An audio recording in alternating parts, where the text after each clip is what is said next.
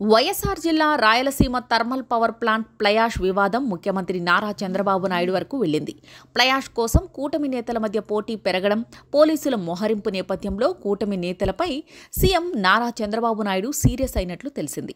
తాడిపత్రి మాజీ ఎమ్మెల్యే, ప్రస్తుతం municipal chairman జేసీ ప్రభాకర్ రెడ్డితో పాటుగా జమ్మలమడుగు ఎమ్మెల్యే, బీజేపీ నేత ఆదినారాయణ రెడ్డి తీరుపై చంద్రబాబు ఆగ్రహం వ్యక్తం చేసినట్లు సమాచారం.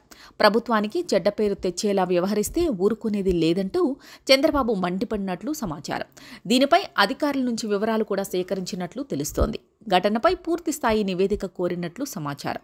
అసలు విషయంలోకి వస్తే వైసీపీ ప్రభుత్వంలో రాయలసీమ థర్మల్ పవర్ ప్లాంట్ ప్లయూష్ను Tadipatri MLA Kethireddy Peddareddy, Jammalamadugu MLA Sudheer Reddy cement కంపెనీలకు సరఫరా చేసేవారు. అయితే 2024 ఏపీ అసెంబ్లీ ఎన్నికల్లో గెలిచి టీడీపీ కూటమి సర్కార్ అధికారంలోకి వచ్చిన తర్వాత తాడిపత్రి మున్సిపల్ చైర్మన్ జేసీ ప్రభాకర్ రెడ్డి వర్గీయులు ఈ ప్లయూష్ను సిమెంట్ కంపెనీలకు తోలుకోవడం మొదలుపెట్టారు. అయితే ఇందుకు జమ్మలమడుగు ఎమ్మెల్యే ఆదినారాయణ రెడ్డి వర్గీయులు ఇటీవల అడ్డొచ్చారు. దీంతో ఆర్టీపీసీ ఉచిత ప్లయూష్ కోసం జేసీ ప్రభాకర్ రెడ్డి, ఆదినారాయణ రెడ్డి వర్గీయుల మధ్య పోటీ మొదలైంది.